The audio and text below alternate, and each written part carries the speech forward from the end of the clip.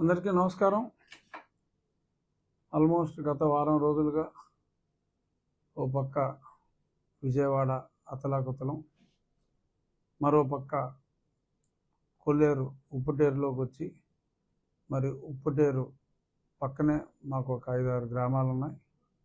మరి అక్కడ కూడా పొంచి ఉన్న వరద ముప్పుని కాచుకోవటానికి అప్రమత్తంగా ఉండటం, ఈ అన్నిటి వలన ఎక్కడ ఇంటరాక్షన్ అన్నది కూడా లేదు. అందరూ సహాయ కార్యక్రమాల్లోనే తలములకలుగా ఉండటం జరిగింది. గత 10 రోజులుగా మరి అవిశ్రాంతంగా ముఖ్యమంత్రి గారు ఆయన ఎన్ని గంటలో నిద్రపోయారో తెలియదు. ఎప్పుడు చూసినా అయితే రోడ్డు మీద ఇంట్లో కావచ్చు, బుల్డోజర్ మీద కావచ్చు, ఎప్పుడు ప్రజలకు అందుబాటులో కొంచెం ఖాళీ సమయం దొరికితే మరి కలెక్టర్స్ కాన్ఫరెన్స్ ఈ సంబంధించిన జిల్లాలో అన్నిటికీ కలెక్టర్లతో, ఎస్పీలతో, ఇంక్లూడింగ్ డిఎస్పీస్ కంటిన్యూస్గా మరి కంటికి రెప్పల అప్రమత్తంగా అన్నీ తానై చూసుకోవటం. Age is only A number అని చెప్పి చాలామంది అంటూ ఉంటే మనం నిజం కాదనుకుంటాం. బట్ చంద్రబాబు నాయుడు గారు లాంటి గొప్ప నాయకులను చూసిన తర్వాత age is only A number, నీ మనసులో నీ ఏజ్ ఎంత అనుకుంటే అలాగే నువ్వు ఉండగలవు అని చెప్పి నిరూపించారు. సో ఆయనకి నా హృదయపూర్వక ధన్యవాదాలు. కెలామిటీ అనేది చెప్పి రాదు. మరి కెలామిటీ వచ్చినప్పుడు దాన్ని తట్టుకోగలిగే గుండె ధైర్యం జనాలకు ఇవ్వటం. చాలామంది మాట్లాడతారు, ఎందుకు ఇలా జనాల్లోకి వచ్చి తిరగకపోతే మానిటర్ పెట్టుకుని చూడొచ్చు కదా అని. మానిటర్ పెట్టి చూడొచ్చు కొంతవరకు కాదు, సహాయ చర్యల వరకు ఇబ్బంది ఉండకపోవచ్చు. మానిటర్లో చూసినా, బుల్డోజర్కి తిరిగినా, కానీ అక్కడ ప్రజలకి ఒక ధైర్యం, మానసిక స్థైర్యం కావాలి ఇలాంటి సమయాల్లో. ఆ స్థైర్యం అనేది 100%, 100% ఆయన కూడా ఆ జనాల్లో తిరిగినప్పుడు మనకి ప్రమాదం లేదు. ప్రమాదం ఉంటే ముఖ్యమంత్రి గారు ఎందుకు వస్తాడు? తిరగడు కదా. ఇక్కడ ఆయన తిరుగుతున్నాడు అంటే, ఇంత ధైర్యంగా, ఇంత ఓపెన్గా ఆయన తిరుగుతున్నాడంటే మనకి ప్రమాదం లేదు అని ఒక చక్కటి ఇండికేషన్ ఇవ్వటం కోసం మరి చంద్రబాబు నాయుడు గారు ఆ రకంగా తిరగాల్సి వచ్చింది, రాత్రనక పగలనక. సో కాబట్టి ఇటువంటి కష్ట సమయంలో మరి ఇటువంటి నాయకుడు ఉండటం దురదృష్టంలో, వరదలు దురదృష్టం, ఆ దురదృష్టంలో చిరు అదృష్టం ఇటువంటి నాయకుడు మనకుంటాం. వేడుకలకి ఇది సమయం కాదు. అయినా మరి వాళ్ళ చంద్రబాబు నాయుడు గారి వివాహ దినోత్సవం సందర్భంగా వారికి నా అభినందనలు తెలియజేస్తున్నా. ఇవాళ కూడా ఆయన సెలబ్రేట్ చేసుకోరు, జనాల మధ్యనే ఉంటారు, కాన్ఫరెన్స్లో ఉంటారు. వారి శ్రీమతితో మాట్లాడతారో లేదో కూడా నాకు తెలియదు, కానీ అయినప్పటికీ శుభాకాంక్షలు చెప్పటం మన బాధ్యత. అందుకని వారికి వివాహ దినోత్సవ శుభాకాంక్షలు. ఇక తగ్గుముఖం పడుతుంది. అక్కడ తగ్గుముఖం పట్టే కొద్దీ మాకు ఆ నీరు కొల్లేరు నుంచి మా ఉప్పుటేరు నుంచి సముద్రంలోకి వెళ్ళే దారిలో ఇక్కడైతే కంటిన్యూస్గా కొన్ని సెంటీమీటర్లు గంటకి పెరుగుతుంది. సో మేము ఇప్పుడు అప్రమత్తంగా ఉండవలసిన సమయం ఇది. సో ఈ ముంపుకు కూడా అతి తక్కువ ఖర్చుతో ఇక్కడ ఎన్నో గ్రామాల ముంపుని సార్ట్అవుట్ చేసుకోవచ్చు. కాస్త విజన్ ఉండాలి, మరి కొంత ఖర్చు అవుద్ది, కొంత ఎక్కువ కాదు.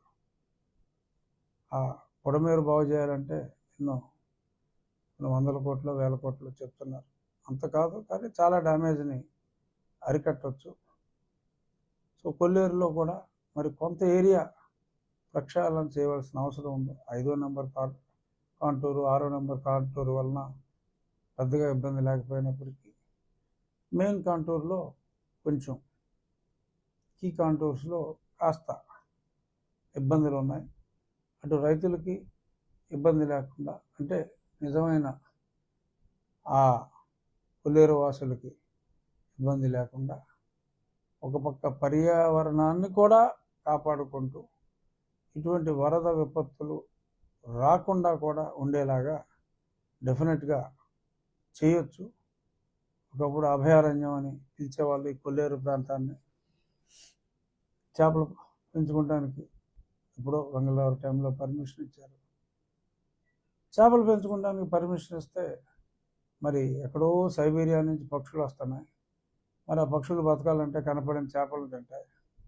సో వాళ్ళు పెంచుకునే చేపలని తినేస్తుందని చెప్పి వలస పక్షుల్ని చంపేయటం మొదలుపెట్టారు. ఎక్కడో కానీ మరి ఎక్కువగా రావటల్లా ప్రకృతిని కూడా మనం కాపాడుకోవాల్సిన అవసరం ఉంది. ప్రజలు అవసరం, ప్రజల అవసరాలు అవసరం, ప్రజలు ఎలాగో అవసరమే, ప్రజల అవసరాలు అవసరం. అట్ ది సేమ్ టైం కొల్లేరు అనేది ద బిగ్గెస్ట్ మంచినీటి సరస్సు ఈ ప్రాంతాల్లో. మరి అటువంటి మంచినీటి సరస్సు మరి ఇప్పుడు సెలనిటీ పెరుగుతుంది. దాన్ని అరికట్టవలసిన బాధ్యత పర్యావరణ శాఖ మంత్రి గారి మీద ఉంది, రాష్ట్ర ప్రభుత్వం మీద ఉంది. మళ్ళీ సైబీరియన్ పక్షులు రావాలి, రైతులు సర్వైవ్ అవ్వాలి, పక్షులు రావాలి. ఎన్ని చేపలు తినేస్తాయి? మనిషిలాగా విపరీతమైన ఆశ పక్షులకి జంతువులకి ఉండదు. పక్షి తన ఆకలి తీర్చుకునే వరకే ఆ కొంచెం ఆహారం తింటుంది. మనం మనుషులమే, మన తర్వాత తరం, ఆ తర్వాత తరం, ఆ తర్వాత తరం ఎంత దోచినా కూడా దాహం తీరనిది, ఆకలి తీరనిది మనిషి. కాస్త ఒక చేపను తినో ఇంకేదో తినో బతికి ఆ పక్షుల్ని చంపటం అనేది చాలా దారుణం. మళ్ళీ తిరిగి అభయారణ్యంలాగా ఉండే అభయం మరి చంద్రబాబు నాయుడు గారు, పవన్ కళ్యాణ్ గారు పర్యావరణ మంత్రిగా మరి వాళ్ళు ఒక ప్రకృతిని మనం కాపాడకపోతే జరిగే విధ్వంసాలు ఏమిటో డైరెక్ట్గా చూసాం. ఇటువంటివి కొన్ని ఇండైరెక్ట్గా మనం చూస్తున్నాం. సో ఇది చాలా అన్యాయం. ఒక ప్రకృతి ప్రేమికుడుగా ఇది నా ఆందోళనని కొద్దిమంది రైతులు అపార్థం చేసుకోవచ్చు. కానీ నేను రైతుల కష్టాలను అర్థం చేసుకుంటూనే ఈ బాధ్యతను కూడా నెరవేర్చవచ్చు.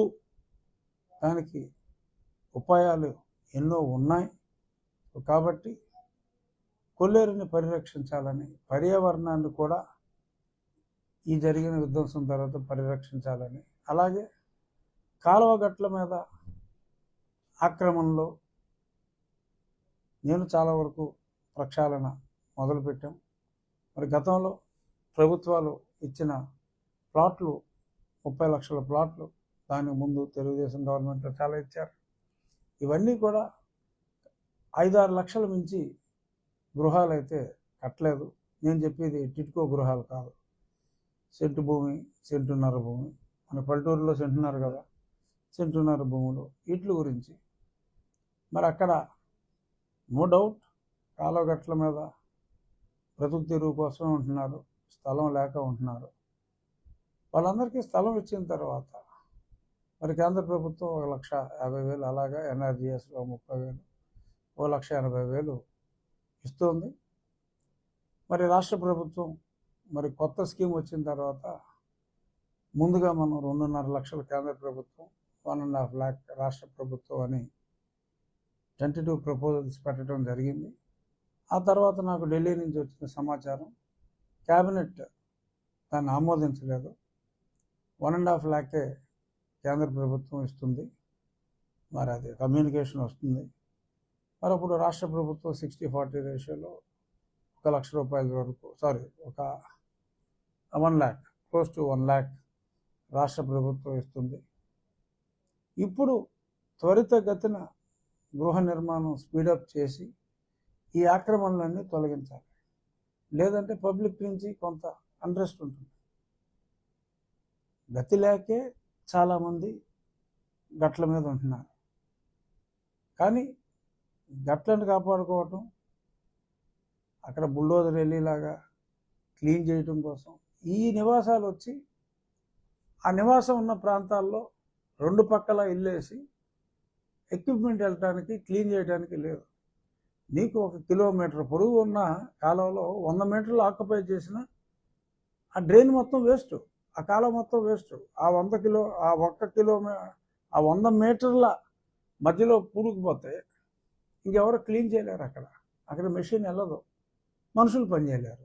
ఎందుకంటే it has become too expensive. మరి అందుకని ఎన్నో సంవత్సరాలుగా మరి నా ఉండిలోనే కాదు చాలా చోట్ల ఆగిపోయింది. బట్ నేను ఓట్లు కాదు, ప్రజా సంక్షేమం మంచిదనే సదుద్దేశంతో మరి వారికి నచ్చజెప్పి కొన్ని కాలనీస్లో వారికి 3 నెలల్లో మీ హౌస్ కంప్లీట్ చేసుకోండి, ఈ 3 నెలల్లో రెంట్ నేను ఇస్తానని చెప్పి వాళ్ళని కన్విన్స్ చేసి కూడా పంపించడం జరిగింది. ఇప్పుడు చాలా చోట్ల ఈ ఆక్రమణలు తొలగించవలసిన అవసరం ఉంది. అన్ని చోట్ల కూడా స్థలాలు ఇచ్చారు. మరి వారికి ఈ సహాయం మరి కేంద్ర ప్రభుత్వం ఇచ్చేది, రాష్ట్ర ప్రభుత్వం 1,50,000కి ప్రిపేర్ అయ్యారు. ఆ 70,000 నుంచి 1 లక్ష రూపాయల మధ్యన రాష్ట్ర ప్రభుత్వం కూడా ఏదైతే కొత్త స్కీమ్లో భాగస్వాములు అవుతూ ఉన్నారో, మళ్ళీ ఇప్పుల్లో మళ్ళీ స్థలాలు తీసుకుని మళ్ళీ ఇచ్చే ముందు స్థలాలు ఇచ్చిన వాళ్ళందరినీ ఇల్లు కట్టి ఇళ్లలోకి పంపించవలసిన బాధ్యత మా ప్రభుత్వం తీసుకోవాలి.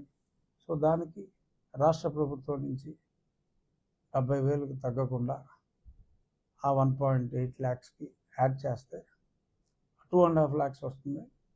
కొంత డ్వాక్రా రుణం కూడా హౌస్ వైఫ్ ఉంటుంది కాబట్టి, వాళ్ళందరూ డ్వాక్రాలో ఉన్నారు కాబట్టి ఆల్మోస్ట్ నెగ్లిజిబుల్ ఇంట్రెస్ట్లో వాళ్ళకి లోన్ వచ్చి ఆ ఇల్లు, ఎవరికైనా ఇల్లు అనేది ఒక కళ, ఆ సొంత ఇంట్లోకి వెళ్ళేలాగా ఏర్పాట్లు త్వరితగతిన చేస్తే మనకి ఈ వాగులు మీద ఆక్రమణలో, ఈ ఊళ్ళలో చెరువులు, కొన్ని చోట్ల చెరువుల మీద కూడా ఆక్రమణలు, దారుణం. మంచినీటి చెరువుల మీద, కాలువలు, డ్రైన్లు, ఇవన్నిటి మీద ఆక్రమణలు తొలగించడం ఈజీ అవుతుంది. తప్పకుండా నేను ముఖ్యమంత్రి గారు ఈ వరద కార్యక్రమాలని చక్కబెట్టిన తర్వాత వారి సమయం తీసుకుని ఈ ఏకర్ సెక్షన్ హౌసింగ్ స్కీమ్ గురించి సంబంధిత మంత్రి గారితో, ముఖ్యమంత్రి గారితో నేను పర్సనల్గా రిక్వెస్ట్ చేసి దీనికి ఒక సొల్యూషన్ ఖచ్చితంగా నా నియోజకవర్గం వరకు కంపల్సరీగా ఇంకా త్వరితగతిన ఏదైనా సొల్యూషన్ ఇవ్వగలరేమో ప్రయత్నం చేస్తాం. ఇక నిన్న ఇవాళ కూడా ముఖ్యంగా మనం చూసేది, చంద్రబాబు నాయుడు గారి ఇంటి మీద అప్పుడు దారుణంగా దాడికి ప్రయత్నించారు. అలాగే ఆఫీస్ మీద, తెలుగుదేశం పార్టీ ఆఫీస్ మీద దాడులకి ఉన్న వాళ్ళకి హైకోర్టు కూడా ఎటువంటి స్టే ఇవ్వాల, యాంటిసిపేటరీ అడిగారు. ఎవరో ఒక అతను సుప్రీంకోర్టు దాకా కూడా వెళ్ళాడు. ఎందుకు ఇలా జరుగుతుంది? ఇంతమంది పారిపోయారా? సురేష్ అని ఒక ఆయన దొరికాడు, బట్ చాలామంది, జోగి రమేష్ కానీ, మరి అవినాష్ కానీ, ఇంకా చాలామంది ఋషులు ఎక్కువ ఉన్నారు. సురేష్, అవినాష్, రమేష్, ఇలాంటి ఉషులు అందరూ హుష్ చిప్ అయిపోయారు. ఏ దొరకరా? నిజంగా పోలీసు పట్టుకోవాలి అనుకుంటే అంత కష్టం. మరి సాక్షాత్తు ముఖ్యమంత్రి గారి, సరే అప్పుడు ప్రతిపక్ష నాయకుడు, ఇప్పుడు ముఖ్యమంత్రి గారి ఇంటి మీద దాడి చేసిన వాళ్ళని పట్టుకోండిరా అంటే, రూలింగ్ పార్టీ ఆఫీస్ మీద దారుణంగా దాడి చేసిన వాళ్ళని పట్టుకోండిరా అంటే, కోర్టు ఎటువంటి అడ్డంకులు లేకపోతే ఇంకా దొరకట్లేదు అంటే